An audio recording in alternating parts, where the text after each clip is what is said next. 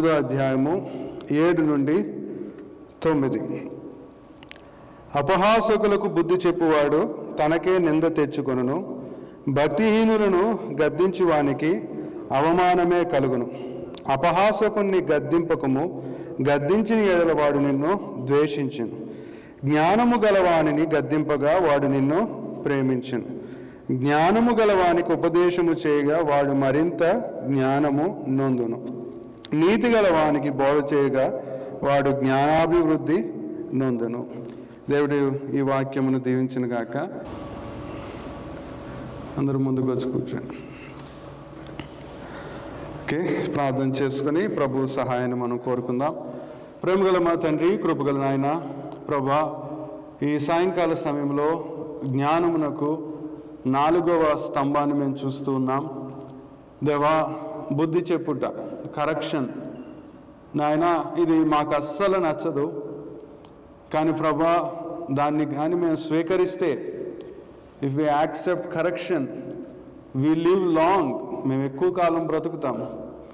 కాబట్టి ప్రభా, మేము లోకపు జ్ఞానమును ఎక్కువ ఎంజాయ్ చేసే దినాల్లో నాయన, ఈ లోకపు జ్ఞానము అది భయము, భక్తి, నాయన ఆజ్ఞలు లేని జ్ఞానం. అది నీ ఇష్టం వచ్చినట్టు నువ్వు బ్రతుకు, నా ఇష్టం అనే జ్ఞానం ఇది.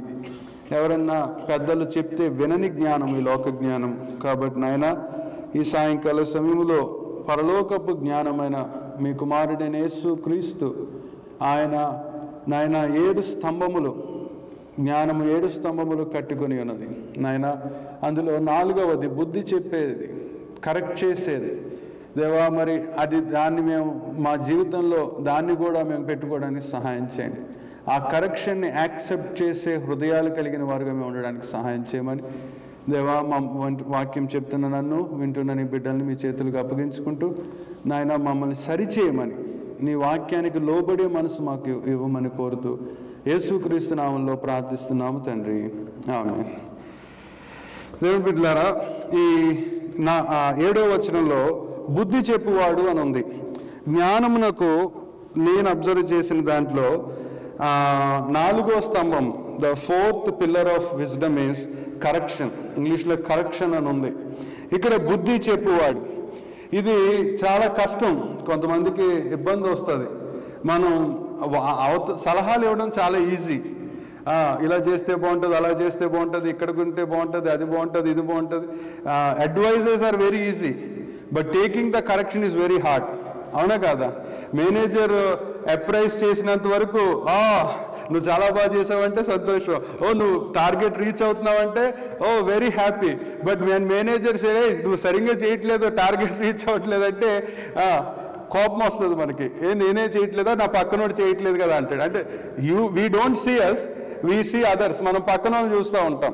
ఈ 4వ స్తంభం కరెక్షన్ గురించి మనం వెళ్ళే ముందు, ఇన్ 1876 1876లో అలెగ్జాండర్ గ్రహం బెల్, తెలుసా? ఎంతమంది తెలుసు అలెగ్జాండర్ గ్రహం బెల్?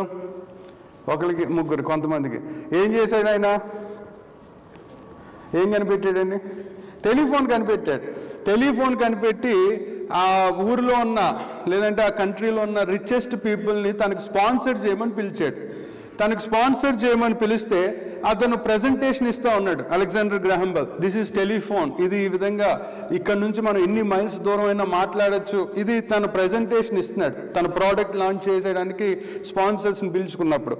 అప్పుడు అందులో ఒకడు అన్నాడు, ఈ విధంగా అన్నాడు, who would ever want to talk someone miles away when you can just send a letter. అందులో ఒక స్పాన్సర్ అన్నాడు, ఎవడో ఎక్కడో దూరం ఉన్నవాడి స్వరం వినడం కన్నా లెటర్ రిసీవ్ చేసుకోవడమే హ్యాపీగా ఫీల్ అవుతాడని అన్నాడు. అన్నవాడు, అతనికి ఆల్రెడీ లెటర్ కంపెనీస్ ఏవో ఉన్నాయి, కొన్ని సంవత్సరాలకి వాడు బ్యాంక్రప్ట్ అయిపోయాడు. ఎందుకంటే అలెగ్జాండర్ గ్రహం బెల్ టెక్నాలజీలో వస్తున్న కొత్త విషయాన్ని చెప్పినప్పుడు ఇతను చెవికి వినిపించుకోలేదు. చాలా గర్వంగా, నువ్వు చెప్పేది ఏంటి, ఇప్పుడు అంతా లెటర్ సిస్టమే అని అన్నాడు. లెటర్స్ అన్నీ ఏమైపోయాయి, ఇప్పుడు ఎగిరిపోయాయి. తర్వాత ల్యాండ్ లైన్ కూడా అలెగ్జాండర్ గ్రహం బెల్ టైం కూడా వెళ్ళిపోయింది. ఇప్పుడు అంతా డిజిటల్, అంతా వైఫై. సో ఏదైనా కరెక్షన్, ఆ రోజు కొంతమంది విన్నారు, విన్న వాళ్ళు ఇన్వెస్ట్ చేశారు, వాళ్ళు ఇప్పుడు బిలియనియర్స్ మిలియనియర్స్ అయ్యారు. కానీ వినని వాడు ఏమైపోయాడు? రోడ్డు మీద పడిపోయాడు. కాబట్టి కరెక్షన్, కొన్ని విషయాల్లో కరెక్షన్ చెప్పేటప్పుడు, బుద్ధి చెప్పేటప్పుడు చాలాసార్లు వినడం చాలా అవసరం. ఇప్పుడు అదే ఇక్కడ మనం చూస్తున్నాం 9వ అధ్యాయం 8వ వచనంలో, అపహాసకుని గద్దింపకము, గద్దించిన ఎడల వాడు నిన్ను ద్వేషించును, జ్ఞానము గలవానిని గద్దింపగా వాడు నిన్ను ప్రేమించును. The 4th pillar of wisdom is correction. ఇది బుద్ధి చెప్పేది. దేవుడు కూడా చూడండి, ఫస్ట్ నుంచి మీరు ఆదికాండం నుంచి చూసుకుంటే he's correcting. Man is individual. మానవుడు స్వతంత్రవాది, ఏదైనా చేసుకోవచ్చు. He did not create us like robots. మనల్ని యంత్రాలుగా ఆయన తయారు చేయలేదు. He created us and given us free will, but he keeps rules and regulations. ఎప్పుడు కూడా మానవుడికి ఎప్పుడు రూల్స్ చెప్తూ, అది కూడా మూర్ఖులకి కాదు ఆయన చెప్పేది, దేవుడంటే భయపడేవాడికి he used to say rules and regulations. Genesis chapter 3లో ఏమండి, ఆ మానవుని అవ్వని ఆదాముని సృష్టించినప్పుడు మీరు ఏదైనా చేసుకోండి కానీ ఈ రూల్స్ పాటించండి అన్నాడు. కానీ మానవుడు పాటించాడా? పొరపాటు చేశాడు. తర్వాత అబ్రహాముకు దేవుడు కొన్ని రూల్స్, నువ్వు ఏదైనా చేయి కానీ కొన్ని రూల్స్, అక్కడ కూడా ఫెయిల్ అయ్యాడు. ఇలా మానవుడికి మీరు చరిత్ర అంతా చూసుకుంటే ఆయన చాలా చాలా రూల్స్, కరెక్షన్, ఇలా ఉండండి, ఇలా ఉండండి, ఇలా ఉండండి. ధర్మశాస్త్రము మీరు నిర్గమాకాండం నుంచి మొదలు పెట్టుకుని నిర్గమ, లేవియా, సంఖ్య, ద్వితీయోపదేశ కాండాల్లో ఆయన ధర్మశాస్త్రాన్ని చెప్తా వచ్చాడు, ఇలా ఇలా ఉండాలి, ఇలా ఇలా ఉండాలి అని. కానీ మానవుడు నాట్ యాక్సెప్టింగ్ ఇట్, దాన్ని ఇష్టపడట్లేదు. He want to create his own law. ఈరోజు మానవుల చేతికి లా ఇస్తే ఏమవుతుంది? ఎంత దారుణం. మన ఒక ఫొటోస్ చూసి నేను షాక్ అయ్యా. 2 స్త్రీలు పెళ్లి చేసుకుంటున్నారు, అది దానికి ప్రీ వెడ్డింగ్ షూటింగ్ ఇవన్నీ. అంటే కరెక్షన్ యాక్సెప్ట్ చేయని సొసైటీ ఇది, రూల్స్ని ఇష్టపడని society. You live like this. Yesu ప్రభు, మీరు లేవ్యాకాండం జరిగితే ఎన్ని రూల్స్ ఉంటాయో, స్త్రీలు కానీ పురుషులు కానీ, పురుషుడు కూడా డిస్టెన్స్ ఉండాలని లేవ్యాకాండంలో ఉంది. స్త్రీలు అంటే ఆ రోజుల్లోనే సమాజం ఎలా ఉండాలో దేవుడు కొన్ని రూల్స్ అండ్ రెగ్యులేషన్స్ ఇచ్చాడు. అలాగే జంతువుల దగ్గర ఎంత డిస్టెన్స్ ఉండాలో కూడా దేవుడు చెప్పాడు. అంటే అంత లోతుగా ప్రభు మనిషి ఎలా బ్రతకాలనే బోధ చేశాడు. జ్ఞానము ఇక్కడ ఏం చేస్తున్నాం మనం? బుద్ధి చెప్పుచున్నది. Wisdom will always give correction. అయితే 6 విషయాలు చూద్దాం. కరెక్షన్ వల్ల ఉండే బెనిఫిట్స్ ఏంటో చూద్దాం. ఈ కరెక్షన్ అనే స్తంభం ఏం చేస్తుంది అంటే, మొదటిగా మనం చూస్తే correction reveals the hearts posture. ఏదైనా బ్రదర్ మీరు ప్రార్థన చేస్తున్నారా, వాక్యం చదువుతున్నారా, లేదంటే క్వైట్ టైం ఎలా ఉంది, మీరు మందిరానికి క్రమంగా వెళ్తున్నారా, ఇలాంటి ప్రశ్నలు ఎవరైనా అడిగినప్పుడు దాని ప్రతిస్పందన, the response to that questions tells your hearts posture. నీ హృదయం ఎలా ఉందో అక్కడ మాకు అర్థమైపోద్ది. ఈయన నిజంగా దేవుణ్ణి భయపడేవాడా లేదంటే మాటలు చెప్పేవాడా, ఈయన నిజంగా దేవుణ్ణి భయపడేవాడా లేదా అబద్ధాలు చెప్పేవాడా, అది తెలిసిపోద్ది. ఏమంటే నియామక కూడీలకి క్రమంగా జాయిన్ అవ్వండి అంటే కొంతమంది జాయిన్ అవ్వరు, దాన్ని బట్టి మేము ఏం అర్థం చేసుకోవాలి? So correction reveals the hearts posture. మనము బైబిల్లో కొంతమందిని మనం ఈరోజు చూద్దాం. వాళ్ళు కరెక్షన్ వచ్చినప్పుడు, బుద్ధి చెప్పినప్పుడు వాళ్ళ రెస్పాన్స్ వాళ్ళని ఎలాగ మంచిగా మార్చింది, వాళ్ళని ఎలా నాశనం చేసిందో మనం చూస్తే, మనము 1 రాజుల గ్రంథము 12వ అధ్యాయము, మనకు అక్కడ ఒక అతను కనబడతాడు. 1 రాజుల గ్రంథము 12వ అధ్యాయము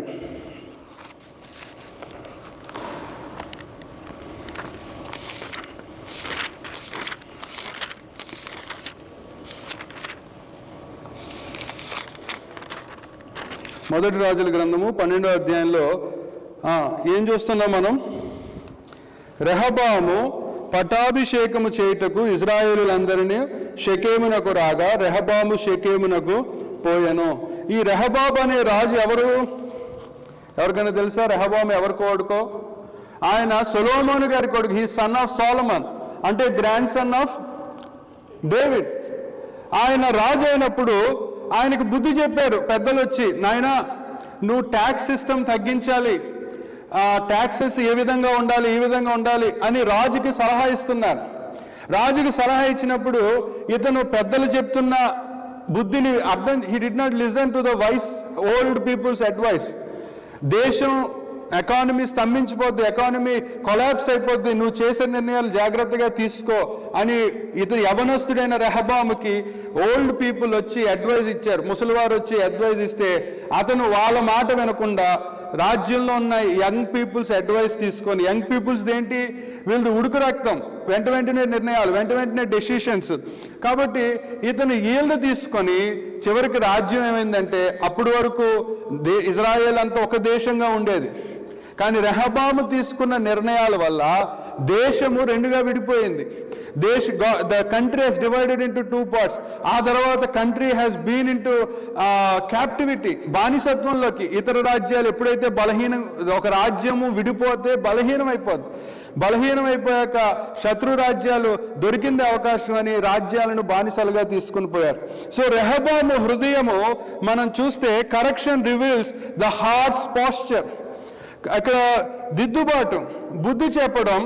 మనము రెహబామును మనం చూసుకుంటే అతను మొండోడని అర్థమవుతుంది. ఇక్కడ ఏమనుంది సామెతల్లో 8వ వచనంలో, అతను అపహాసకుని గద్దింపకము, గద్దించిన ఎడల వాడు తనకే నింద అపహాసకులకు బుద్ధి చెప్పువాడు తనకే నింద తెచ్చుకొనును, భక్తిహీనులను గద్దించువానికి అవమానమే కలుగును. ఆ రోజు రెహబాముని సరిచేయడానికి ప్రయత్నం చేశారు. రెహబాముకి ఇలా ఉంచండి దేశాన్ని, you rule in this way అని అడ్వైజ్ ఇచ్చారు. బట్ రెహబామ్ దాన్ని తీసుకోకుండా తన సొంత నిర్ణయం తీసుకొని ఆ దేశాన్ని ఏం చేశాడు, రెండుగా విడిపోవడానికి కారకుడయ్యారు. కాబట్టి బుద్ధి చెప్పడం, correction reveals the hearts posture. అలాగే సామెతల గ్రంథము 12వ అధ్యాయము 1వ వచనం ఒకసారి చదవండి. శిక్షను ప్రేమించువాడు జ్ఞానమును ప్రేమించువాడు, గద్దింపును అసహించుకొనివాడు పశుప్రాయుడు. వాళ్ళ నాన్న ఎంత సస్యశ్యామలంగా he ruled, Solomon, how beautiful he ruled the Kingdom. అసలు యుద్ధాలు లేకుండా రూల్ చేశాడు, విజ్డమ్తో రూల్ చేశాడు.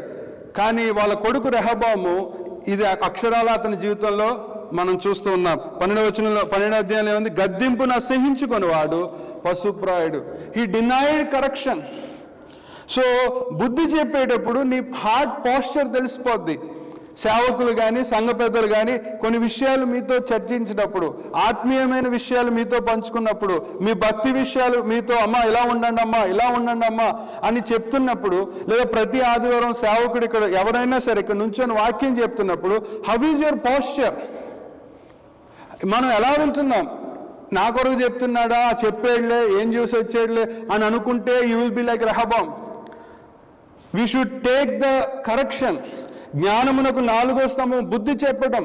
ఇట్ ఆల్వేస్, ప్రభు మొదటి నుంచి కూడా ఇలా ఉండండి అని చెప్పాడు. అలా అని నీ జీవితంలోకి ఆయన ఎప్పుడు తొంగి చూడాల, లేదా నీ జీవితాన్ని ఇలా అని రోబోట్లా నిన్ను చేయలే. He said if you fear me. మనం చూస్తూ వచ్చాం, మొదటి స్తంభం ఏంటి? జ్ఞానానికి ఫియర్ ఆఫ్ గాడ్. తర్వాత ఆయన్ని తెలుసుకోవడం.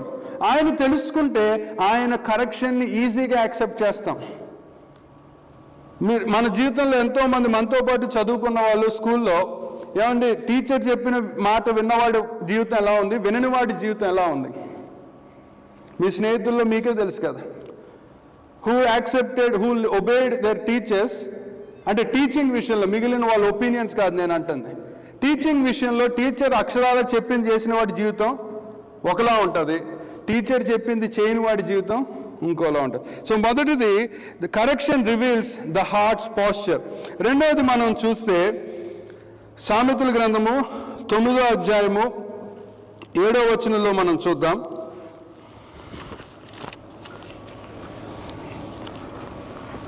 సామెతలు 9:7, అపహాసకులకు బుద్ధి చెప్పువాడు తనకే నింద తెచ్చుకొనును, pride turns correction into an offence.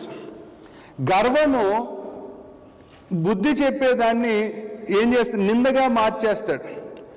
ఎవరో ఒక స్కూల్లో టీచరు ఒక అబ్బాయి మాట వినట్లేదని కొట్టిందంట. కొడితే వాడి ఇంటికి వెళ్ళి వాళ్ళ అమ్మకి కంప్లైంట్ చేశాడు. టీచర్ ఎందుకు కొట్టింది? టీచర్ మాట వినట్లేదు, చెప్పింది చేయట్లా, ఇసుకిస్తున్నాడు.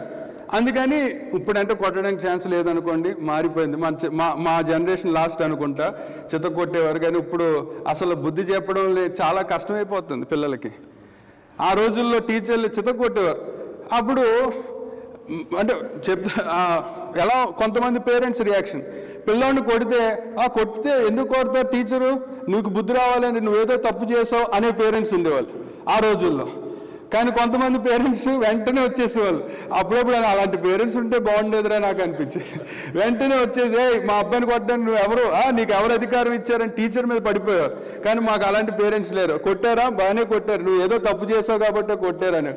అలాగా ఇక్కడ ప్రైడ్, గర్వము, ఆ కరెక్షన్ ఏం చేస్తుంది అంటే నిందగా మార్చేస్తుంది. అక్కడ ఎంత చక్కటి జ్ఞానముఖ్యమైన మాట 7వ వచనంలో, అపహాసకులకు బుద్ధి చెప్పువాడు తనకే నింద తెచ్చుకొనును. ఒక అపహాసకుణ్ణి, ఎటగారాలాడేవాడిని, ఎవరిని గౌరవించని వాడికి బుద్ధి చెప్పడం అనేది నీకే నింద తెచ్చుకున్నట్టు. మనకే we bring shame on us అని అంటున్నాడు ఇక్కడ సామెతల గ్రంథంలో సొలొమోన్. నిజమా కాదా? మన జీవితంలో కూడా ఒకసారి ఇర్మియా గ్రంథము 26వ అధ్యాయము 1-11 వచనాలు.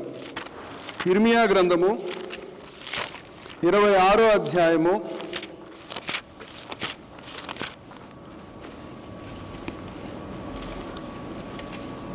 1-11 వచనాలు మనం చూస్తే, అక్కడ ఇర్మియా దేశానికి యూదారాజైన సిద్కియా ఏలుబడి ఆరంభమున 4వ సంవత్సరము 5వ నెలలో గిబియోను వారును ప్రవక్తయును అజూరు కుమారుడునైన హనన్యా యాజకుల ఎదుటను ప్రజలందరి ఎదుటను యెహోవా మందిరములో నాతో ఇలాగనెను, ఇజ్రాయేలు దేవుడు సైన్యంలో అధిపతికు యెహోవా ఇలాగు సెలవిచ్చుచున్నాడు అని ఇర్మియా హీస్ టెల్లింగ్ ద ప్రాఫెసీ. దేశం ఈ విధంగా ఉంటుంది, దేశం ఈ విధంగా అవబోతూ ఉంది, బబులోను రాజ్యం మనల్ని చెరపట్టుకోబోతుంది, దయచేసి మారు మనసు పొందండి, మీ పాపాలు ఒప్పుకోండి, లీవ్ యువర్ సిన్స్ అని అన్నప్పుడు ఏమైందండి? 8వ వచనం చదవండి. ఇర్మియా గ్రంథము 28వ అధ్యాయము 8వ వచనం. నాకును నీకును ముందుగానున్న ప్రవక్తలు అనేక దేశములకు మహారాజ్యములకు విరోధముగా యుద్ధములు జరిగిననియు కీడు సంభవించుననియు తెగులు కలుగుననియు పూర్వకాలమందు ప్రకటించుచూ వచ్చిరి. అయితే క్షేమము కలుగునని ఇలా మనం క్షమించండి 26వ అధ్యాయము 8వ వచనం. ఇర్మియా గ్రంథము 26వ అధ్యాయం 8వ వచనం.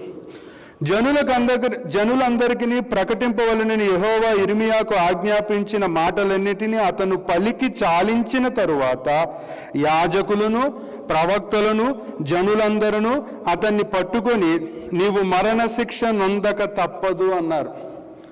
దేవుడు చెప్పిన వాక్యాన్ని సత్యంగా బోధించాడు ఇర్మియా. మీరు చేస్తుంది తప్పు, మీరు అపవిత్రతలో ఉన్నారు, పాపములో ఉన్నారు, you are taking your own decisions, you are not considering God's counsel. దేవుని యొక్క చిత్తం ఏంటో మీరు తెలుసుకోవట్లేదు, మీ ఇష్టానుసారంగా బ్రతుకుతున్నారని ఇర్మియా వచ్చి అక్కడున్న యాజకులకు, రూలర్స్కు, పీపుల్కి అందరికీ కలిపి చెప్తే దేశం అంతా ఏం చేసింది? ఏమనంటుంది ఇక్కడ? అతన్ని చంపండి అని అంటుంది, అతన్ని నాశనం చేయండి అని అంటుంది. కరెక్షన్ని అంగీకరించని వాడి పరిస్థితి ఇది. కరెక్షన్ అంగీకరించకపోతే నీ హృదయం ఏంటో తెలిసిపోద్ది. కరెక్షన్ అంగీకరించట్లేదంటే అది నీకు గర్వంలోనికి దారిస్తీస్తుంది. Correction pride turns correction into an offence. గర్వముతో ఉన్న హృదయం గలవాడికి బుద్ధి చెప్పడం నిందకు కారణం. ఇక్కడ ఇర్మియా ఇజ్రాయేల్ దేవుడు చెప్పిన వాడు చెప్తే ఇజ్రాయేలీలు ఏమంటున్నారు? అతన్ని చంపేయండి అని అంటున్నారు. నిజంగా చీకటితో నిండిన కొన్ని పట్టణాలు, అమెరికాలోని కొన్ని సిటీస్కి, కొన్ని డౌన్ టౌన్స్కి వెళ్తే చాలా భయం వేస్తుంది నాకు. మళ్ళీ క్షేమంగా హోటల్లోకి రాగలమా లేదా అనే డౌట్ వస్తుంది. ఎందుకంటే వాళ్ళు ఇష్టానుసారంగా బ్రతుకుతున్న వాళ్ళు. నువ్వు అక్కడ సువార్త చెప్పినా కూడా ప్రాణానికి ప్రమాదం కొన్ని చోట్ల. ఎందుకంటే వాళ్ళు నిన్ను అపహసిస్తారు. కొంతమంది బ్రదర్స్ నేను చూసి చాలా సంతోషపడతాను. వాళ్ళు చాలా పాపము, చీకటి, అక్కడ ఇష్టారాజ్యం చేలుతున్న అలాంటి చోట్లకి వెళ్ళి వాళ్ళు కొన్నిసార్లు మైక్ పెట్టి సువార్త ప్రకటిస్తే అక్కడ ఉన్న వాళ్ళు సత్యాన్ని చెప్తున్నప్పుడు వాళ్ళు ఎంత అపహసిస్తారో, వాళ్ళని ఎంత అవమానపరుస్తారో. బైబిల్ ఎప్పుడో చెప్పింది, కరెక్షన్ని స్వీకరించాలి, దిద్దుబాటుని అంగీకరించాలి. బుద్ధి చెప్పేదాన్ని మనము if you accept you will live long, if you don't accept అంతే. మా సండే స్కూల్లో ఒక అబ్బాయి ఉండేవాడు, వాడు అల్లరి చేసేవాడు, మరి ఎందుకు చేసేవాడో మాకు తెలీదు. చాలాసార్లు చెప్పారు, వాడు వినకుండా ఆ వీధిలో జులాయిగా తిరిగే కుర్రోళ్ళతో, భయం లేని కుర్రోళ్ళతో ఇష్టానుసారంగా తిరిగేవాడు. తర్వాత మేము సండే స్కూల్కి రారా అంటే ఆడు మానేసి చెడు తిరుగుళ్ళకి అలవాటు పడ్డాడు. అక్కడి నుంచి వ్యసనాలకు అలవాటు పడ్డాడు. అక్కడి నుండి ఇంకా కంప్లీట్గా దూరం అయిపోయాడు. మనిషి పాడైపోయాడు, ఒళ్ళంతా పచ్చబొట్లు వేయించుకున్నాడు. తర్వాత నాకు తెలిసింది వాడు ఒక రోగం వచ్చి వాడు చిన్న వయసులోనే చనిపోయాడని తెలిసింది. ఇది మనం చూస్తున్నాం. అంటే కరెక్షన్ని, పెద్దలు చెప్పేదాన్ని, మందిరంలో దేవుని దాసులు చెప్పేదాన్ని అతను తిరస్కరించాడు. Irmiya, he's been prophesizing whole book of Irmiya, ఆయన ప్రవచిస్తూ ఉన్నాడు. ఇర్మియా తర్వాత నెక్స్ట్ వచ్చే పుస్తకం ఏంటి? విలాప వాక్య. He's a weeping profit. ఏడుస్తూ చెప్పాడు, అయ్యా మారండి మారండి మారండి అంటే, నువ్వు చెప్పేది ఏంటని అతన్ని రెక్లెస్గా, అతన్ని చాలా అవమానంగా చూశారు. విలాప వాక్యాలు మీరు చదివితే అతని ఏడుపు, విలాప వాక్యాలంతా ఏడుస్తూనే ఉంటాడు. అయినా సరే వాళ్ళు వినలేదు. బబులోను దేశం వచ్చి యోధా రాజ్యాన్ని గొలుసులు కట్టి, ఇంకా ఆ హిస్టరీలోకి వెళ్తే కొన్ని మాట్లాడలేని విషయాలు, వాళ్ళని గొలుసులు కట్టి, ఈ గొలుసు నా చర్మంలో నుంచి వెళ్తుంది అన్నమాట, అలా గొలుసులు కట్టి బబులోనుకి బానిసలుగా ఈడ్చుకొని వెళ్ళారు. They did not accept the correction. బుద్ధి చెప్పేదాన్ని వాళ్ళు వినలేదు, జ్ఞానాన్ని స్వీకరించలేదు. అది నిందకు దారి తీశారు పైగా. ఇక మూడోది మనం చూద్దాం. సామెతల గ్రంథము 15వ అధ్యాయము 10వ వచనం. సామెతల గ్రంథము 15వ అధ్యాయము 10వ వచనం.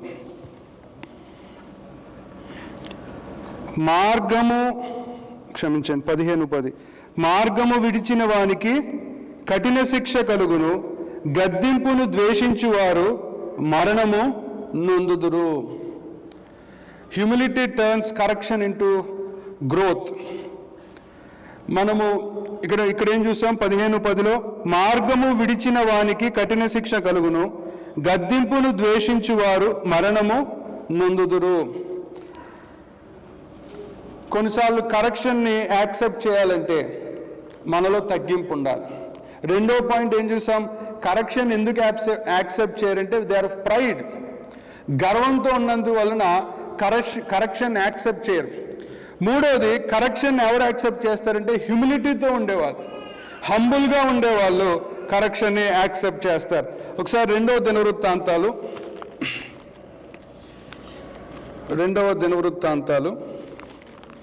2 Chronicles 26 16 నుండి 21వ వచనం మనం చూద్దాం. 2 Chronicles 26 verse 16 to 21. అయితే అతడు స్థిరపడిన తరువాత అతడు మనస్సున గర్వించి చెడిపోయాను. అతడు ధూపపీఠము మీద ధూపము వేయుటకై యెహోవా మందిరములో ప్రవేశించి తన దేవుడైన యెహోవా మీద ద్రోహము చేయగా, యాజకుడైన అజర్యాయు అతనితో కూడా ధైర్యవంతులైన యెహోవా యాజకులు 8 మందియు అతని వెంబడి లోపలికి పోయిరి. వారు రాజైన ఉజ్జియాను ఎదిరించి, ఉజ్జియా, యెహోవాకు ధూపము వేయుట ప్రతిష్ఠింపబడిన అహరోను సంతతి వారైన యాజకులు పనియే గాని నీ పని కాదు. పరిశుద్ధ స్థలములో నుండి బయటకు పొమ్ము, నీవు ద్రోహము చేసి ఉన్నావు. దేవుడైన యెహోవా సన్నిధిని ఇది నీకు ఘనత కలుగజేయదని చెప్పగా, ఉజ్జియా ధూపము వేయుటకు ధూపార్తిని చేత పట్టుకొని రౌద్రుడై యాజకుల మీద కోపము చూపెను. యెహోవా మందిరములో ధూపపీఠము ప్రక్కన అతడు ఉండగా యాజకులు చూచుచూనే ఉన్నప్పుడు అతని నొసట కుష్టి రోగము పుట్టెను.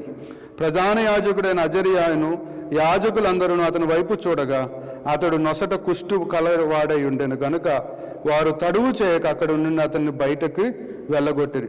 యెహోవా తన్ను మొత్తినని ఎరిగి బయటకు వెళ్ళుటకు తనను త్వరపడను. రాజైన ఉజ్జియా తన మరణ దినము వరకు కుష్ఠరోగి అయి ఉండెను. కుష్ఠరోగి అయి యెహోవా మందిరములోనికి పోకుండా ప్రత్యేకింపబడెను గనుక అతడు ప్రత్యేకముగా ఒక ఇంటిలో నివసించెను. అతని కుమారుడైన యోతాము రాజు ఇంటి వారికి అధిపతి దేశపు న్యాయము తీర్చుచుండెను. మూడవది మనం చూస్తాం, pride turns correction into an offence. మొండిగా చేసేస్తుంది.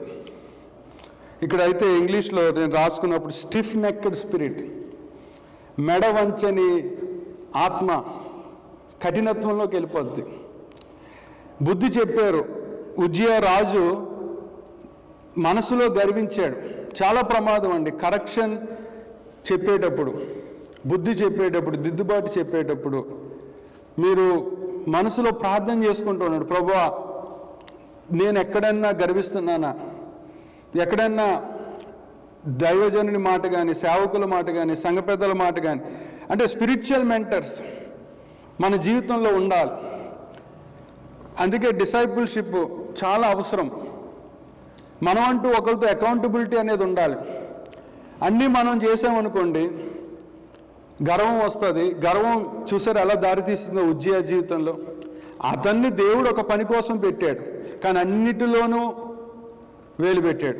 అన్నిటిలోనూ అతను నేనెందుకు ఇవ్వకూడదు, నేనెందుకు చేయకూడదు, అంతా వాళ్ళేనా, నేనెందుకు ఇన్వాల్వ్ అవ్వకూడదని ఉజ్జియా అనుకున్నాడు. అప్పుడు వెళ్ళి అతను చెయ్యకూడని పని చేశాడు. గర్వము కఠినత్వంలోకి ఎలా దారితీస్తుంది. గాడ్స్ యాజకులు, అయ్యా నువ్వు చేయకూడదు, అప్పుడైనా వదిలేసినా బాగుండేది, అప్పుడైనా అయ్యో ధూపాన్ని విడిచిపెట్టి అయ్యో తప్పైందని వెళ్ళిపోయి ఉండుంటే బాగుండేది. కానీ అహం అడ్డొచ్చింది ఉజ్జియాకు, యారోగెన్స్, ఇగో అడ్డొచ్చింది. వీళ్ళు యాజకులు అంటే రాజు కింద వాళ్ళు, రాజుతో సమానం కాదు, వీళ్ళు చెప్పేది నేనెందుకు వినాలి, నా అంత పవర్ వీళ్ళకి లేకపోయినా వీళ్ళు వచ్చి నాకు చెప్పడం ఏంటి, నేనెందుకు వీళ్ళ మాట వినాలని ఉజ్జియా అప్పుడు కూడా లాస్ట్ ఛాన్స్ చర్చ్లో, మందిరంలో, టెంపుల్లో యాజకులు వెళ్ళి you should not suppose to do this అని వార్నింగ్ ఇచ్చిన ఉజ్జియా వినలేదు. చివరికి చనిపోయేంత వరకు ఏం తెచ్చుకున్నాడు, కుష్టు. అంతేకాదు ఆ రోగము వల్ల మళ్ళీ మందిరంలోనికి అడుగుపెట్టలేదు. గర్వము, బుద్ధి చెప్పడం అనేది చాలా లోతైన అంశం. నేను ఎంత పగలు రాత్రి కూర్చోవలసి వచ్చింది ఈ అంశం దగ్గర. ఇది అర్థం చేసుకోవడమే చాలా కష్టం అనిపించింది. బుద్ధి చెప్పడం అనేది జ్ఞానము యొక్క 4 స్తంభాల్లో ఒక ప్రాముఖ్యమైన స్తంభం. అయితే ఈ బుద్ధి చెప్పేది గర్వించేవాడికైతే అస్సలు పనిచేయదు. ఓన్లీ తగ్గించుకునేవాడికే దీన్ని అర్థం చేసుకోగలడు. తగ్గించుకునేవాడే, హంబుల్గా ఉన్నవాడే ఈ బుద్ధి చెప్పేదాన్ని స్వీకరించగలడు. మనం బైబిల్లో ఎక్కువ మంది వేర్ దే ఫెయిల్డ్ ఈజ్, చాలాసార్లు ఉమెన్, మనీ, ఇంకోటి ఏంటి వైన్ అంటారు. నేను అలా అన్ను. ఇక్కడ ప్రైడ్, గర్వం వచ్చినప్పుడే పడిపోతారు. When pride comes there is no fear of God. Pride ఉన్నప్పుడు దేవుని భయం ఉండదు. ప్రైడ్ ఉన్నప్పుడు దేవుని హంబుల్నెస్ అనేది ఉండదు. ప్రైడ్ ఏం చేస్తుందంటే కఠినంగా మార్చేస్తుంది. ఉజ్జియా బిగినింగ్ చాలా బాగుంటుంది. మీరు 2వ దినవృత్తాంతాలు చదవండి. Uzziah is a very good man, but when he settled, అది ప్రమాదం. సెటిల్ అయ్యాను, ఇప్పుడు అంతా బాగానే ఉంది అనుకున్నప్పుడే ప్రమాదం. అప్పుడు ఇతనిలో మనసులో గర్వము పుట్టినప్పుడు ఎవ్రీథింగ్ గాట్ డిస్ట్రాయిడ్. కాబట్టి humility turns correction into growth. అంతేకాదు చాలా జాగ్రత్తగా ఉండాలి. అతను తగ్గించుకొని ఉండుంటే బతికేవాడు. తన ఆహాన్ని పక్కన పెట్టుకొని ఉండుంటే దేవుడు అతన్ని దీవించుండేవాడు. చాలాసార్లు బుద్ధి చెప్పేటప్పుడు if you go for ego, దేవుడు మాట్లాడుతూ ఉంటాడు. దేవుడు నీతో ఒక విషయంలో నువ్వు మార్చుకో మార్చుకో మార్చుకో మార్చుకో అని బుద్ధి చెప్తాడు. ఆయన ఒకసారి చెప్పే దేవుడు కాదు, 10 సార్లు చెప్పే దేవుడు. బట్ వినకపోతే శిక్ష తప్పదు. ఆయన ఉజ్జయాన్ని ప్రేమించాడు. ప్రేమించి యాజకుల ద్వారా నాయనా ఇది చేయొద్దు అని అన్నప్పుడు కూడా అతను వినలేదు. తనకు తాను కుష్టి రోగాన్ని తెచ్చుకున్నాడు. ఇక మీ అందరిగా అంటే అర్థం అవ్వాలంటే, కొడాక్ కంపెనీ ఎంతమంది తెలుసు? ఎంతమంది వాడేవారు కొడాక్ రీల్ కెమెరా? వాళ్ళకి అప్పట్లో డిజిటల్ కెమెరా వస్తుందని చెప్పారంట. అయితే వాడు నవ్వాడంట. కెమెరా డిజిటల్ ఎలా అవుతుందిరా పిచ్చోడు అన్నాడంట. 2012లో కొడాక్ మొత్తం బ్యాంక్రప్సీ అయిపోయిందంట. దేని కారణం? గర్వించాడు. ఈ బిజినెస్ని కొట్టేవాడు ఎవడు లేడనుకున్నాడు. నన్ను డిఫీట్ చేయగల కెమెరా ఫోటోగ్రఫీ అంటే నాదే అనుకున్నాడు కొడాక్. కానీ డిజిటల్ వచ్చి ఏం చేసింది? అసలు ఆ కంపెనీయే మర్చిపోయాం మనం. అలాగే నోకియా ఎంతమందికి తెలుసు? మా అందరి అసలు ఆ రోజుల్లో ప్రతి ఆంధ్రాలోనే ప్రతి ఇంట్లో ఒక నోకియా ఫోన్ ఉందంటే ప్రపంచంలో ఎన్ని నోకియా ఫోన్లు ఉంటాయి? Maybe they are blessed, they reach certain point. But again digitalization వస్తుంది అన్నప్పుడు, బోధించినప్పుడు, బుద్ధి చెప్పినప్పుడు నోకియా వెళ్ళలేదు. ఈరోజు ఏమైపోయింది నోకియా పరిస్థితి? సో బుద్ధి అలా ఉంటుంది, చెప్తుంది. కానీ దాన్ని ఎటకారంగా తీసుకున్నా, దాన్ని జోక్గా తీసుకున్నా, it will destroy us. God's word is also like that. అది చెప్తానే ఉంటుంది, పాపం చేయకు, జాగ్రత్త, be careful with the word of God. How are you praying? నువ్వు ఎలా వాక్యం చదువుతున్నావు, ఎంతసేపు వాక్యం చదువుతున్నావు, ప్రభుత్వం ఎంతసేపు గడుపుతున్నావు, ఇలా కొన్ని విషయాల్లో మనల్ని రిమైండ్ చేస్తూ ఉంటుంది. అయితే దాన్ని నెగ్లెక్ట్ చేస్తే ఏమవుతుంది? అండ్ ఇట్స్ నాట్ ఓన్లీ స్పిరిచువల్గా కూడా కాదు, మన ఫిజికల్గా కూడా హెల్త్ చూసుకోవాల్సిన బాధ్యత ఎవరిది? మందే. హెల్త్ టేక్ కేర్ చేసుకోవాల్సిన బాధ్యత మందే. కానీ మనం దాన్ని టేక్ కేర్ చేసుకోకపోతే రిజల్ట్ మందే. నీ దేహము ఆలయం అన్నాడు దేవుడు. నేను కూడా ఇష్టం వచ్చినట్లు ఎప్పుడు పడితే అప్పుడు తిన్నాం, ఎప్పుడు పడితే అప్పుడు వెళ్ళడం, ఇలా చేసినప్పుడు ఒక సేవకుడు నాకు బుద్ధి చెప్పాడు. నేను బుద్ధి చెప్పడం కదా, నేను కూడా వినాలి కదా. నాకు బుద్ధి చెప్పాడు, నువ్వు ఏం తింటున్నావు, ఎంత తింటున్నావు, ఎలా టైమింగ్స్ ఏంటి, నీ స్లీప్ ఎలా ఉంది అని అడిగినప్పుడు ఆయన దగ్గర ఒప్పుకున్నా. ఇలా ఉందండి అంటే, ఇలా అయితే నువ్వు 35కి 40కి షెడ్కి వెళ్ళిపోతావు అన్నాడు. ఇంకా నువ్వు జాగ్రత్తగా ఉండాలి, టేక్ కేర్ అని చెప్పినప్పుడు ఆయన అన్నాడు, your body is temple of God.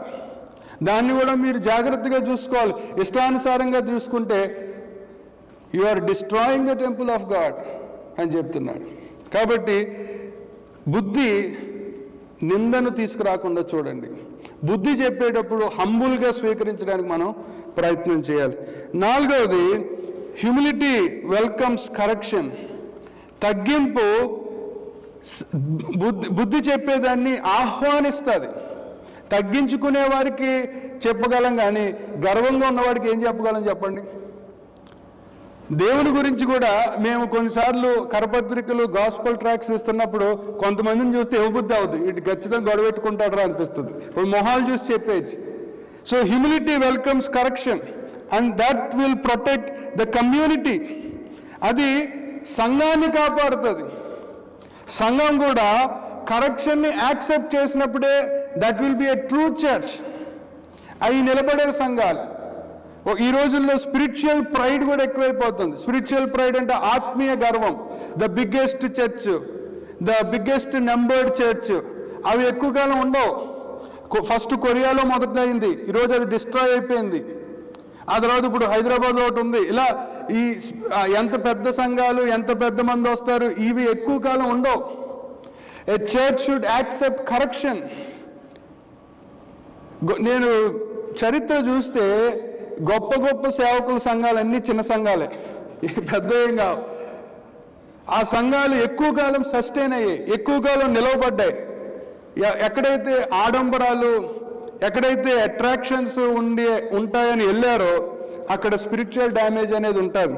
ఒకసారి సామెతల గ్రంథము 9వ అధ్యాయం గ్రంథం మళ్ళీ 8వ వచనం చదవండి. అపహాసకుని గద్దింపము, గద్దించిన వాడు నిన్ను ద్వేషించును, జ్ఞానము గలవానిని గద్దింపగా వాడు నిన్ను ప్రేమించును. ఒకసారి అపోస్తుల కార్యాలు ఇంకో అతను మనకు కనపడతాడు. అపోస్తుల కార్యాలు 18వ అధ్యాయానికి రండి. మనందరికీ తెలిసిన వ్యక్తి ఈయన. అపోస్తుల కార్యాలు 18వ అధ్యాయము 24 నుండి 28.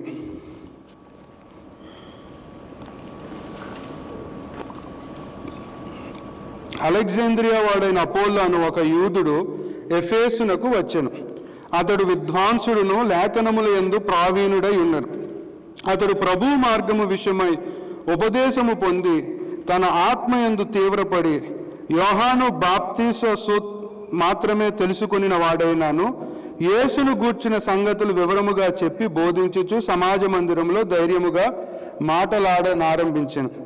ప్రిసిల్లా అకుల విని అతన్ని చేర్చుకొని దేవుని మార్గము మరిపూర్తిగా అతనికి విశదపరిచిరి.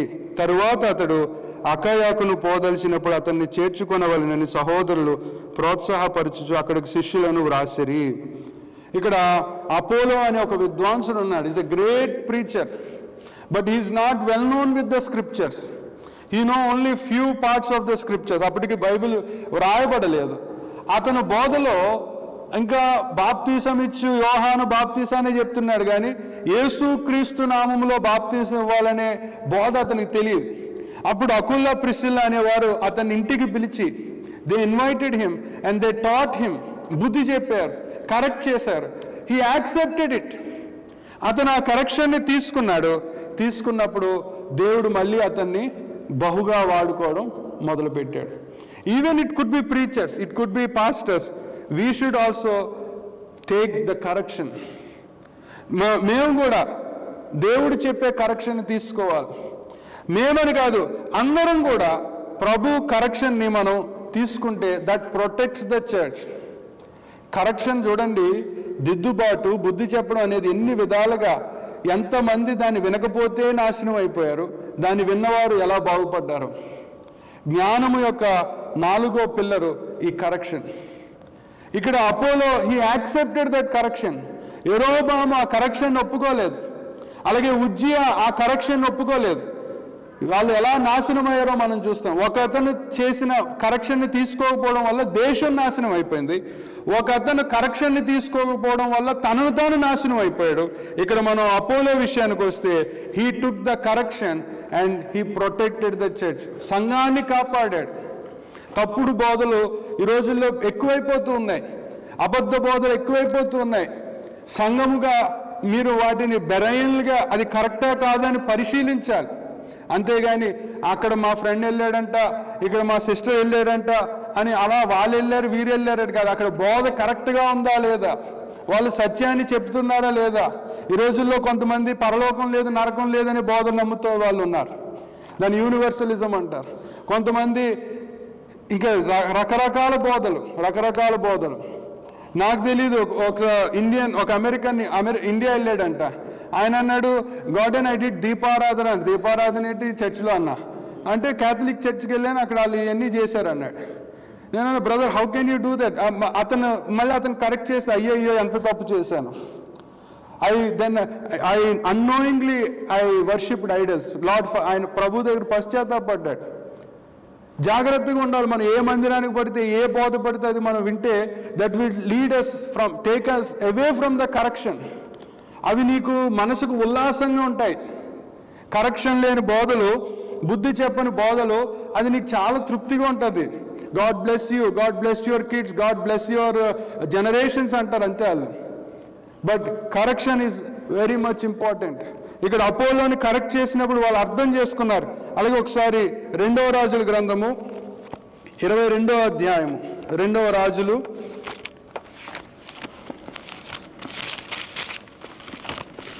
ఇక్కడ ఇంకో రాజు మనకు కనబడతాయి, ఇది చిన్న రాజు.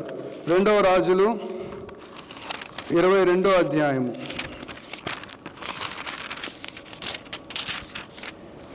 11 నుండి మనం చూద్దాం. 2వ రాజులు 22వ అధ్యాయము 11.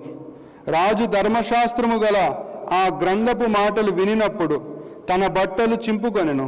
తర్వాత రాజు యాజకుడైన హిజ్కియాను, షాఫాను కుమారుడైన అహీకామును, మికాయా కుమారుని అక్బోరును, షాఫాను అను శాస్త్రిని, ఆసయాను రాజసేవకులు ఒకరిని పిలిచి ఆజ్ఞాపించినదేమనగా, మీరు పోయి దొరికిన ఈ గ్రంథపు మాటలను గూర్చి నా విషయంలో, జనుల విషయంలో, యూదావారందరి విషయంలోను యెహోవా యొద్ద విచారణ చేయడు. మన పితరులు తమ విషయంలో వ్రాయబడి ఉన్న దానంతటిని ప్రకారము చేయక ఈ గ్రంథపు మాటలను వినిన వారైరి కనుక యెహోవా కోపాగ్ని మన మీద ఇంత అధికముగా మన్నుచున్నది. కాబట్టి యాజకుడైన హిజ్కియాను, అహీకామును, అక్బోరును, ఈమె వస్త్రశాలకు అధికారియకు షర్షూకును పుట్టిన తిత్వాకు కుమారుడైన షుల్లామునకును భార్య అయిన యెరూషలేములో 2వ భాగమందు కాపురస్తురాలై ఉండెను.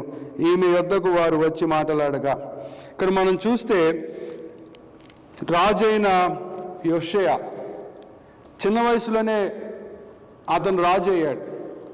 బట్ ఆ టైంలో ధర్మశాస్త్రం మరుగున పడిపోయింది. Word of God was hidden. అప్పుడు వాళ్ళు కనుగొన్నారు, ప్రవక్తలు దాన్ని చదివారు, అతనికి వివరించారు. వెంటనే ఆయన తప్పు అయింది, యెహోవా కోపాగ్ని మన మీదకి రాకూడదని ఆయన వెంటనే పశ్చాత్తాపడి రాజ్యంలో ఉన్న విగ్రహాలన్నిటినీ కూల్చి మళ్ళీ వాక్యాన్ని ప్రవక్తల చేత అలాగే యాజకుల చేత బోధించడం మొదలుపెట్టాడు. Correction protects the community. బుద్ధి చెప్పే సంఘాలు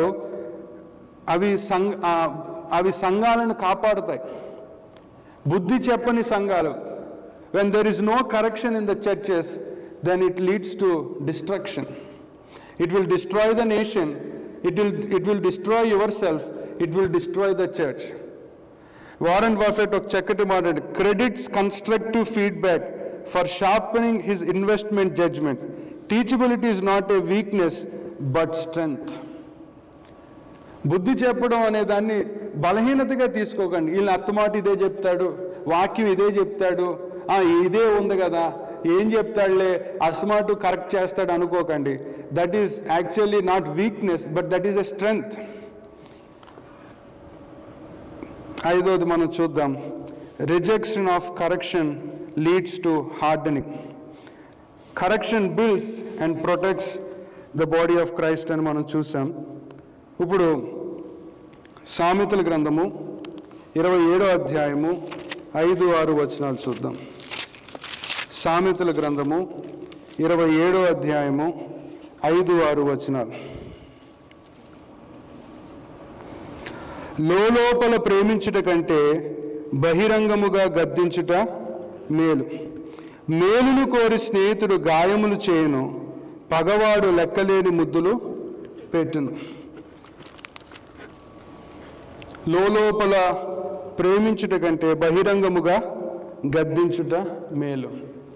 మన పిల్లోడు మనకిష్టమే, కానీ వాడు ఏమండి కరెంటు దగ్గరికి వెళ్తున్నా, గ్యాస్ దగ్గరికి వెళ్తున్నా మనం ఏమంటాం?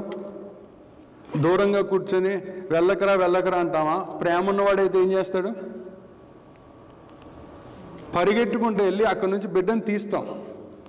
వాడు కరెంట్లో ఏలు పెడితే అక్కడి నుంచి మనం పరిగెట్టుకుంటూ వెళ్ళి తీస్తాం. బోధ కూడా, బుద్ధి చెప్పడం కూడా అలా ఉండాలి. మన ఫ్రెండ్స్ పాపంలో ఉన్నారు, మన స్నేహితులు పాపంలో ఉన్నారు అన్నప్పుడు మనం వారిని సరిచేయాలి, వారిని గద్దించాలి. బ్రదర్ ఏమనుకుంటాడులే, సిస్టర్ ఏమనుకుంటారులే అంటే అది కుదరదండి. That's not right way of correcting. మన పిల్లోడికైతే మనం ఎంతలా చూస్తాం, మన పొరుగువాడి పట్ల కూడా మనం ఆ విధంగా కరెక్షన్ విషయంలో కాంప్రమైజ్ అవ్వకూడదు. సంఘంలో ఎవరైనా పాపంలో ఉంటే వారిని ఫస్ట్ వ్యక్తిగతంగా చెప్పాలి. బ్రదర్, మీరు చేస్తే ఈ విషయం పద్ధతిగా లేదు, ఇది వాక్యానుసారం కాదు, దేవుని దృష్టిలో ఇది కరెక్ట్ కాదు. కానీ అతను ఇంకా కొనసాగితే అది పెద్దల మధ్య చెప్పాలి. కానీ మనం అది పట్టించుకోకుండా ఆ పాపములో నువ్వు కూడా పాలివాడు అవుతావు మనం ఒకళ్ళని గద్దించకపోతే. కాబట్టి ఇక్కడ మనం చూస్తున్నాం, లోపల ప్రేమించుట కంటే బహిరంగముగా గద్దించటం మేలు. యేసు ప్రభు విషయంలో మనం చూస్తే ఆయన ఎంత, మనం నెక్స్ట్ పాయింట్ అదే, ఆయన వెరీ స్ట్రైట్ ఫార్వర్డ్. ఆయన తప్పును తప్పులా ఖండించాడు, బుద్ధి చెప్పాడు, ఆయన కాంప్రమైజ్ అవ్వలేదు, ఆయన బటర్ ఏమి వేయలేదు, చాలా స్ట్రైట్ ఫార్వర్డ్గా చెప్పాడు. హేరోద్ దగ్గర ఎగ్జాక్ట్గా మాట్లాడాడు. At Pharisees he behaved properly? Are we correcting our friends? పాపములో, చెడుతనములో ఉన్న మన స్నేహితులను మనం కరెక్ట్ చేస్తున్నామా? అండ్ ఎవరన్నా మనల్ని కరెక్ట్ చేస్తే మనం దాన్ని స్వీకరిస్తున్నామా? This is very much important. First if you accept correction, then you are eligible to correct. మనం కరెక్షన్ యాక్సెప్ట్ చేస్తున్నామా? ఎంతోమంది రాజులు కరెక్షన్ యాక్సెప్ట్ చేయలేదు, రాజ్యాలు కూలిపోయాయి, వారి కుటుంబాలు నాశనం అయిపోయాయి. కానీ ఎవరైతే కరెక్షన్ని యాక్సెప్ట్ చేశారో, బుద్ధి చెప్పడాన్ని యాక్సెప్ట్ చేశారో, వాళ్ళు దీవించబడ్డం మనం చూస్తూ ఉన్నాం. అంతేకాదు అపోస్తలుడైన పౌలు కూడా గలతీయులకు రాసిన పత్రిక 2వ అధ్యాయంలో పేతురు గారిని కరెక్ట్ చేస్తున్నాడు. ఏమంటే యేసు ప్రభుతో ఎక్కువసేపు ఎవరున్నారు? పేతురు ఉన్నాడా, పౌలు ఉన్నాడా? పేతురు. యేసు ప్రభుతో ఎన్నేళ్ళు ఉన్నాడు? పేతురు ఎన్ని సంవత్సరాలు యేసు ప్రభుతో కలిసి నడిచాడు? 3.5 years. పేతురు ఎక్కువ బోధ విన్నాడా, పౌలు ఎక్కువ బోధ విన్నాడా? పేతురు ఎక్కువ బోధ ఉన్నాడు. ఇప్పుడు పౌలు అసలు ఎంతసేపు నడిచాడు యేసు ప్రభుతో? అసలు నడవలా. యేసు ప్రభుతో అసలు టైం స్పెండ్ చేయాల. He did not spend much time with the lord. But revolution, ప్రభు పౌలుకి ఒక ప్రత్యేకమైన రెవల్యూషన్ ఇచ్చాడు. ఆయన్ని మనకు అన్యజనులకు అపోస్తులుగా ఆయన చేశాడు. That is another story. ఇప్పుడు పేతురు గారు చెప్తే పౌలు వినాలా, పౌలు చెప్తే పేతురు వినాలా? మీరు చెప్పండి. మీరు చెప్పండి, ఎవరు చెప్తే ఎవరు వినాలి?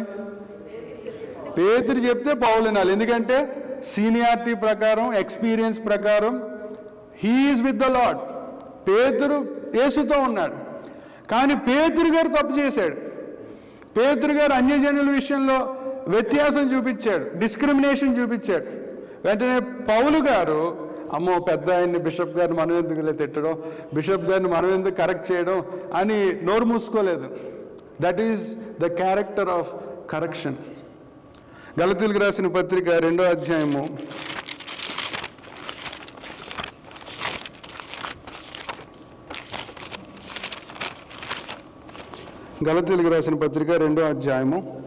11 నుండి 14 మనం చూస్తే, అయితే కేఫా అంతియోకియకు వచ్చినప్పుడు అతడు అపరాధిగా తీర్చబడిన కనుక నేను ముఖాముఖిగా అతన్ని ఎదిరించి తిని, ఏలయనగా యాకోబు నొద్ద నుండి కొందరు రాకమునుపు అతడు అన్యజనులతో భోజనము చేయుచుండెను గాని వారు రాగానే సున్నతి పొందిన వారికి భయపడి వెనుక తీసి వేరైపోయాను.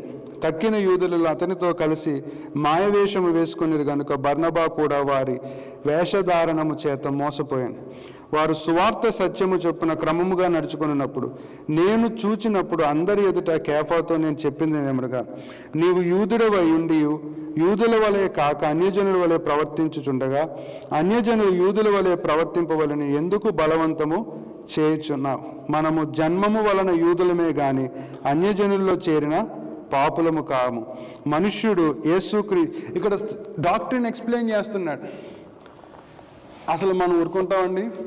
ఈ చర్చిలో నేను 6 years నుంచి ఉన్నాను, నేను కాక మొన్న వచ్చి నువ్వు నాకా చెప్తున్నావు అంటే ఎలా ఉంటుంది మనకి?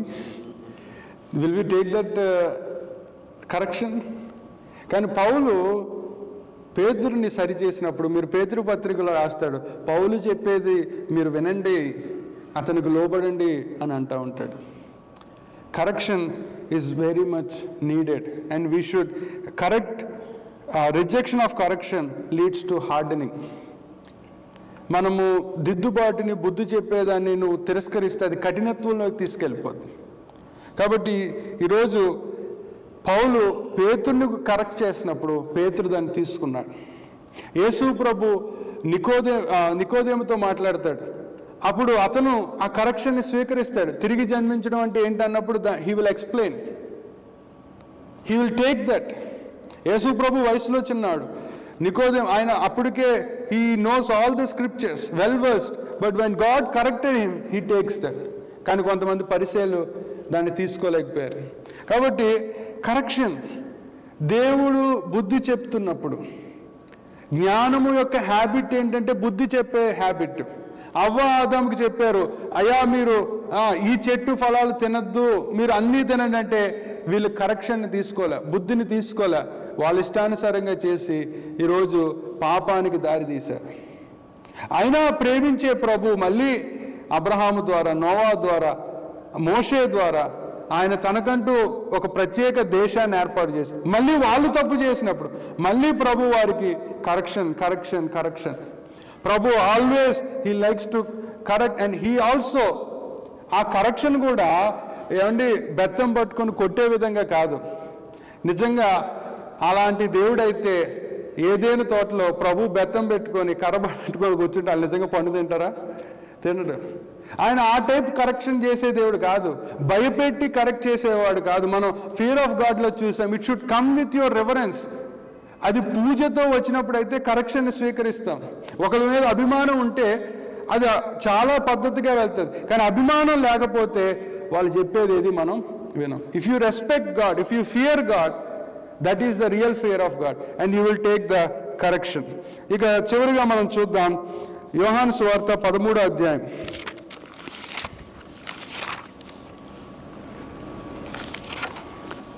యోహాను సువార్త 13వ అధ్యాయము 13వ వచనం.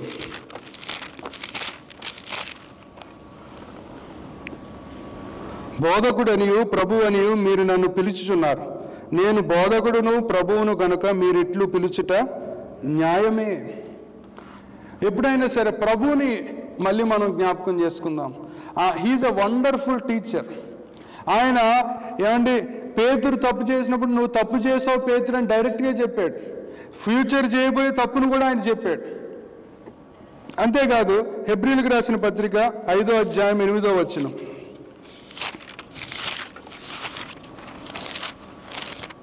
హెబ్రీలకు రాసిన పత్రిక 5వ అధ్యాయము 8వ వచనం.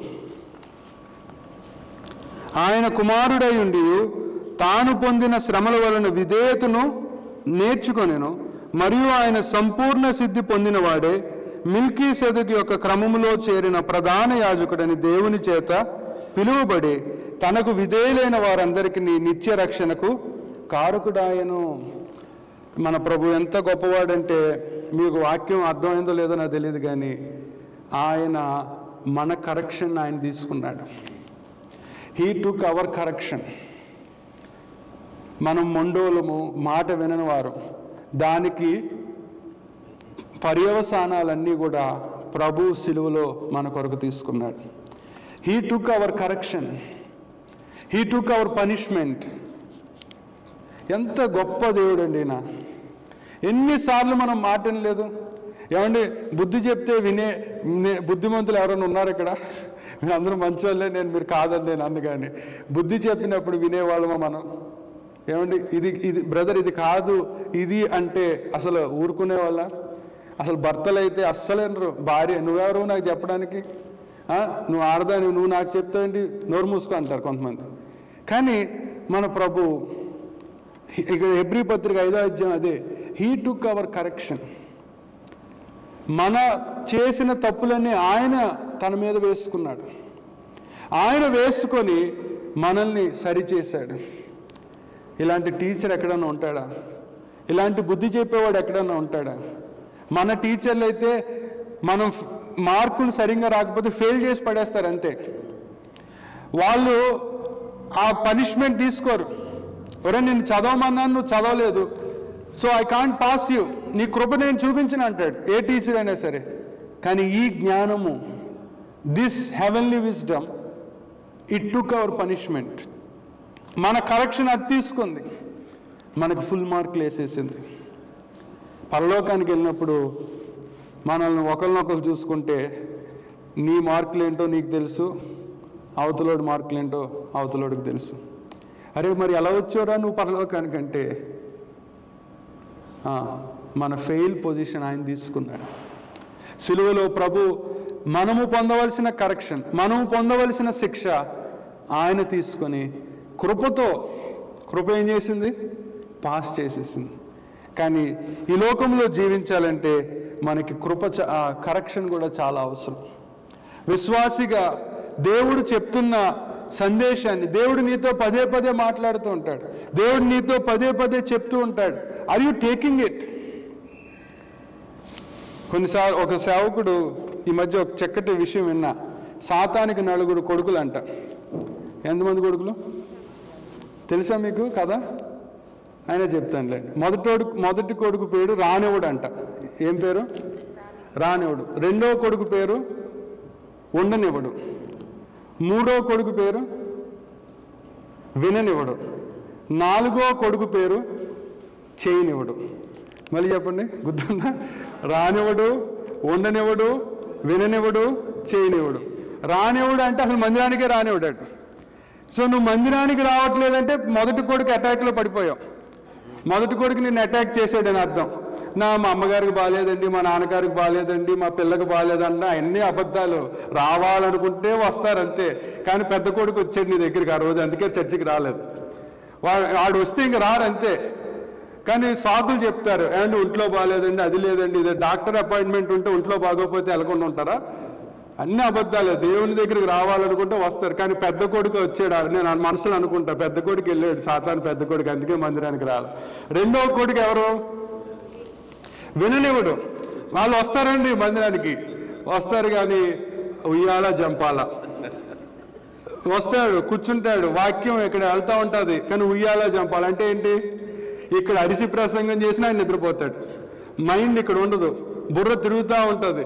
ఒకసారి పాస్టర్ గారు నీ వాక్యంలో కూడా పడుకుంటున్నాడంటే ఆడంత నిద్రపోతే ఈ ప్రపంచంలో ఎవరు ఉంటాడంటే. మేమంటే ముసలిలో ఏదో చెప్తున్నావు, ఏదో చెప్పి వాక్యం చెప్తావు, ఆ వాక్యంలో కూడా పడుకుంటున్నారంటే ఇంకా మనం ఏం చేయలేమంటాడు. సో రెండో కొడుకు ఏంటి? ఉండనివ్వడు. క్షమించను, ఉండనివ్వడు. వాడు ఎప్పుడు వెళ్ళిపోదామా అని ఉంటుంది. ఎప్పుడు ఇక్కడికి వస్తాడు, వర్షిప్ అయిపోగానే వెళ్ళిపోతారు. కొంతమంది పార్ట్ టైం చర్చ్ కమ్మర్స్ ఉంటారు. అసలు ఫస్ట్ డే బెటర్, రాలేదంటే రాలేదు. కొంతమంది చర్చిలో వాక్యం చెప్పేటప్పుడు కూర్చోరు, వెళ్ళిపోతూ ఉంటారు. ఇది ఇండియాలో కూడా ఉంది.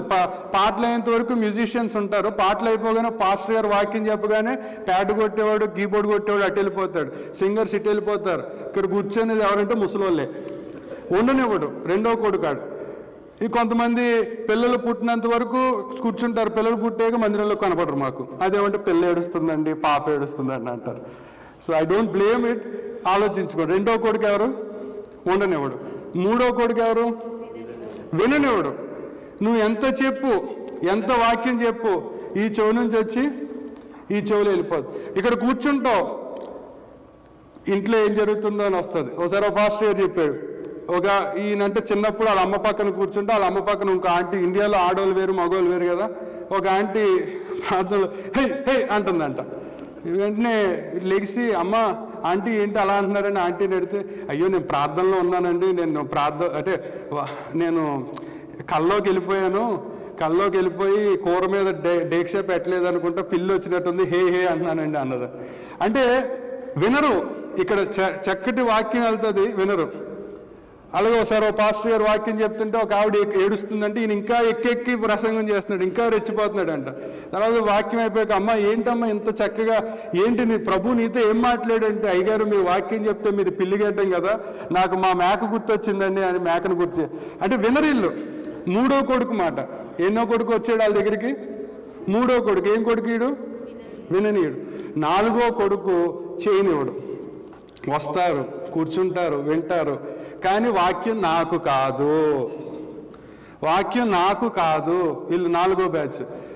బ్రదర్ మారు మనసు పొందండి, మారు మనసు పొందండి అంటే చూస్తానులే బ్రదర్ పాపాన్ని విడిచిపెట్టండి, చూస్తానులే బ్రదర్. సిస్టర్ మీరు రెగ్యులర్గా ప్రభు ఇలా దేవుడు మాట్లాడుతూ ఉంటాడు కానీ చెయ్యొద్దు అంటాడు. నాలుగో కొడుకు చాలా డేంజర్. వీళ్ళు కూర్చున్నా ఉపయోగం ఉండదు, అంత వాక్యం విన్నా చేయనివాడు. కాబట్టి సాతానికి ఎంతమంది కొడుకులు? 4. ఏ కొడుకు దగ్గర ఉన్నారో మీరు ఆలోచించుకోండి. బుద్ధి చెప్పేది ఎప్పుడు విననివ్వకుండా చేయనివ్వకుండా చేయగలడు వాడు. చేయకుండా చేస్తాడు. వాక్యం ఈ రోజు నుంచి మారాలనుకుంటావు, ఈ రోజు నుంచి చెడుతనాన్ని విడిచిపెట్టాలనుకుంటావు, ఈ రోజు నుంచి ప్రార్థన చేయాలనుకుంటావు, కానీ ఇంటికి వెళ్ళి మోకరిద్దాం అన్న టైంకి ఫోన్ వస్తుంది. ఇంటికి వెళ్ళి మోకరించి ప్రార్థన చేద్దాం అంటే పిల్ల ఏడుస్తూ ఉంటుంది. ఇంటికి వెళ్ళి ప్రార్థన చేద్దాం అంటే భార్యాభర్తలు గొడవ మొదలవుతుంది. చేయనివ్వడు సాతాను. కాబట్టి ఆలోచించుకోండి. బుద్ధి చెప్పడము 4వ స్తంభం. అయితే ఆ బుద్ధిని స్వీకరిస్తే రండి 9వ అధ్యాయము, సామెతల గ్రంథము 9వ అధ్యాయం.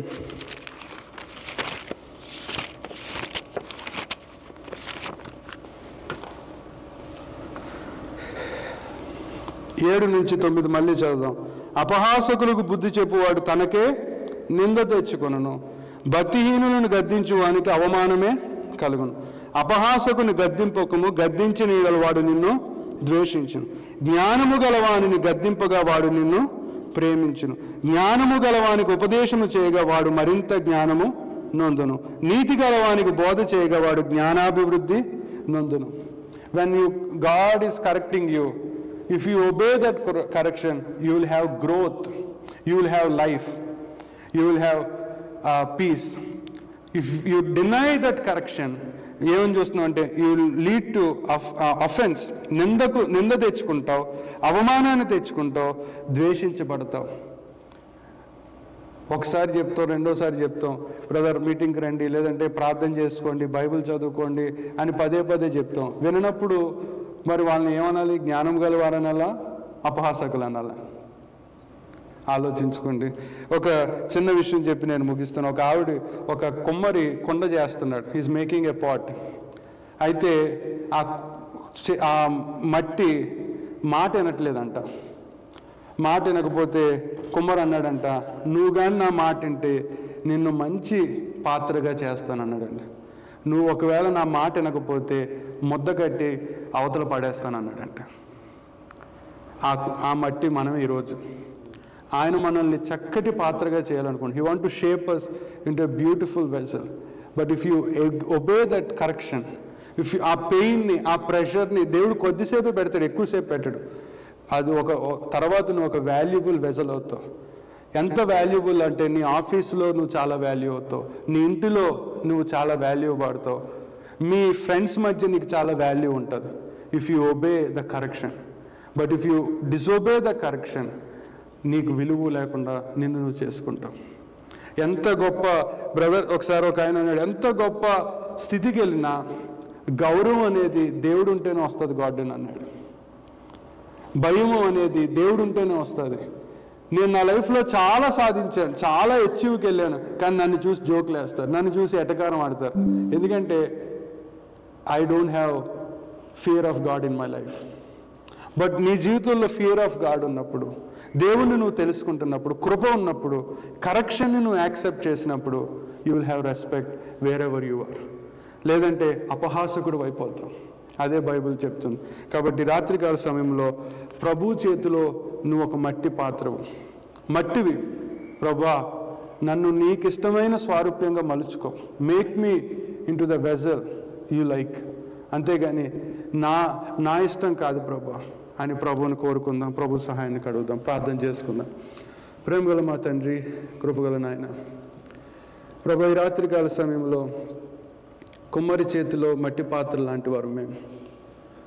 అయ్యా, మీరు మమ్మల్ని చక్కగా మలచి ఒక మంచి పాట్గా చేయాలనుకుంటున్నారు, ఒక అందమైన వస్తువుగా చేయాలనుకుంటున్నారు, విలువ కలిగిన పాత్రగా చేయాలనుకుంటున్నారు నాయన. మరి బుద్ధిని అంగీకరిస్తే, కరెక్షన్ని యాక్సెప్ట్ చేస్తే మాలో గ్రోత్ ఉంటుందని చెప్పారు, మాలో లైఫ్ ఉంటుందని చెప్పారు నాయన. బుద్ధిని తిరస్కరిస్తే, బోధను తిరస్కరిస్తే, ఉపదేశాన్ని తిరస్కరిస్తే యెరోబాము రాజ్యాన్ని నాశనం చేశాడు.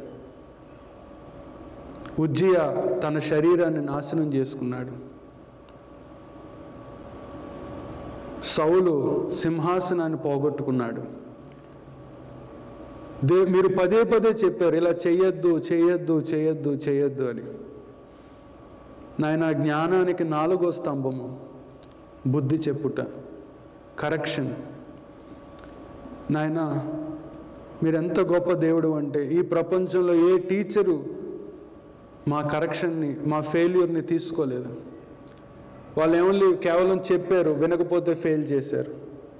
మీరెంత గొప్ప దేవుడు అంటే నా ఫెయిల్యూర్ని కూడా మీ మీద వేసుకున్నారు. సిలువలో నేను ఫెయిల్ అయిపోయిందంతా, నేను పొందవలసిన అవమానం, నేను పొందవలసిన నింద, నేను పొందవలసిన శాపం, నేను పొందవలసిన ఆ భయంకరమైన శిక్ష సిలువలో మీరు పొంది ఈరోజు నన్ను స్వతంత్రుడిగా చేశారు. పరలోకానికి ఏ మెరిట్ మీద వెళ్ళానంటే కేవలం కృప వల్లే నేను వెళ్ళగలను ప్రభువా. నాయన, అయితే రక్షింపబడిన నేను, మారుమనసు పొందిన నేను బోధను స్వీకరించేవాడిగా చేయండి నాయన. బుద్ధిని అంగీకరించేవాడిగా చేయండి. ఒకవేళ కఠినత్వము, గర్వము నాలో ఉంటే ప్రభువా దాన్ని తీసివేయమని. Lord, help us to humble and to accept the correction. Give us such heart so that we will be having value wherever we are. విలువగల పాత్రగా